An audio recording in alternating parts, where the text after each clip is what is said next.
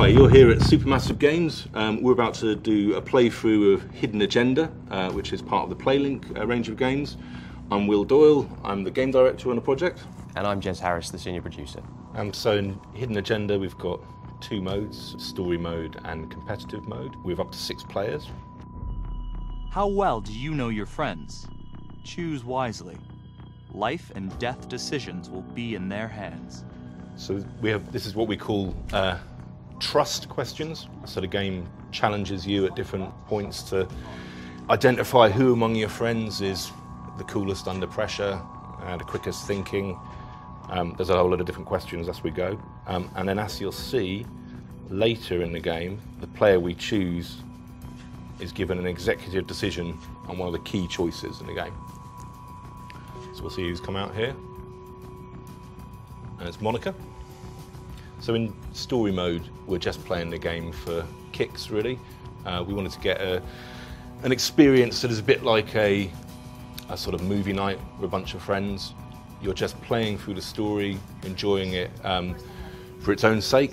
It's a big branching narrative, so it can go in all sorts of different directions, which are controlled by choices. So we need to make a vote for each of these choices, and the majority decision decides.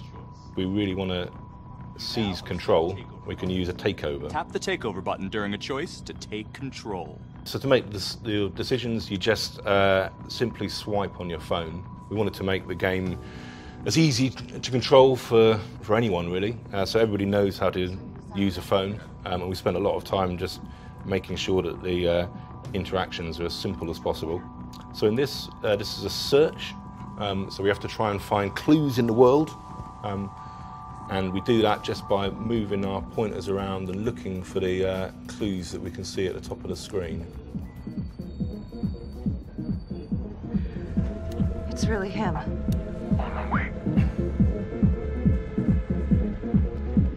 So this is the star of our show, Becky Marnie. At this stage, she's just a beat cop. As the story progresses, though, she becomes a detective in the homicide department. This is her trying to take down the trapper. There's this serial killer that's been killing people across the city, and now just a rookie cop. She's got a lead on him, and they've found him in this house. Hands up now! So as we play through the game, every choice will lead to a different branch. Sometimes those branches come back together, sometimes they spiral out into different directions. We have a thing we call the ripple effect, which is each choice you make is sort of like dropping a stone in a pond. Ripples spread out, create different outcomes, and some choices create life and death decisions, as we're about to see here. Help!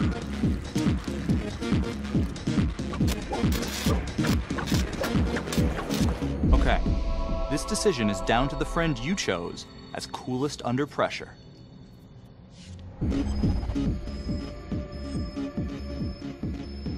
It's going to be look after your own.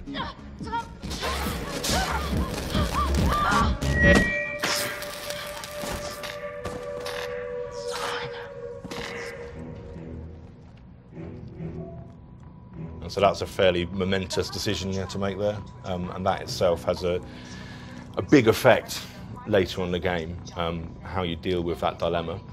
That dilemma, though, is in that one scene, only one outcome. You know, there's other routes we can take that mean we see something completely different. Wouldn't have seen that dilemma at all.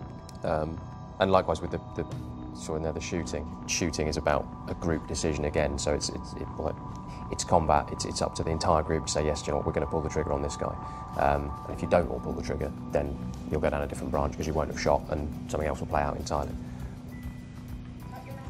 So this is now competitive mode. So the difference with competitive mode is that we're all against each other in this, trying to score as many points as we can, and that's handled by hidden agendas. So as we play through the game, one of us will receive a secret objective. Their goal is to make that objective come true. Our goal is to identify them.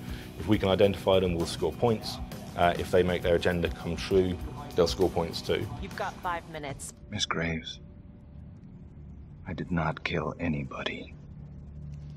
So, Supermassive's perhaps best known game a couple of years ago was Until Dawn, which was a huge hit.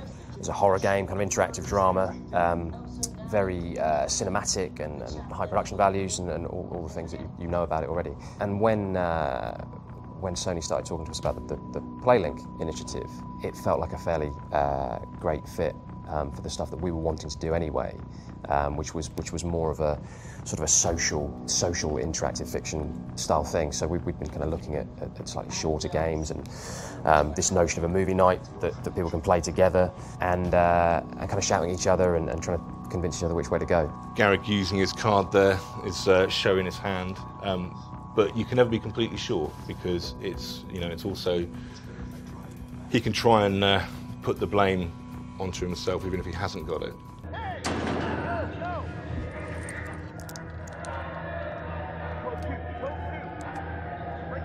Hey, what's going on?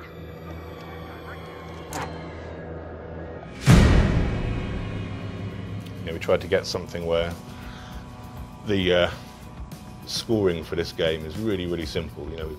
All the way through we wanted to create something that wouldn't have any barriers to entry for people, that anybody could play it. Yet at the same time, it's quite in depth. The tactics you have with such a simple system. Because it's about the people in the room, and it's about talking to each other and convincing each other of lies and half-truths. Stay back. You also see there one of the quick reaction moments we had, where it's just we have to grab the pepper spray, and whoever gets there first gets to take over. Hey! Hey! Hey! Settle down. Take it easy.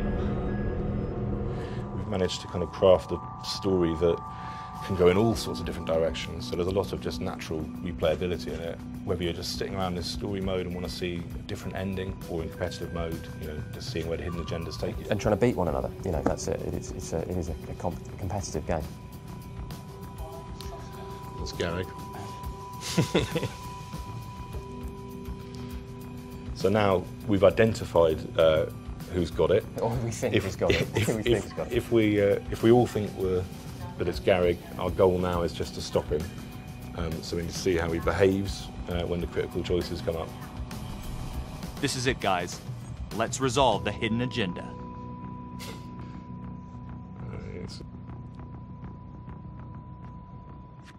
Lana, I'm sorry.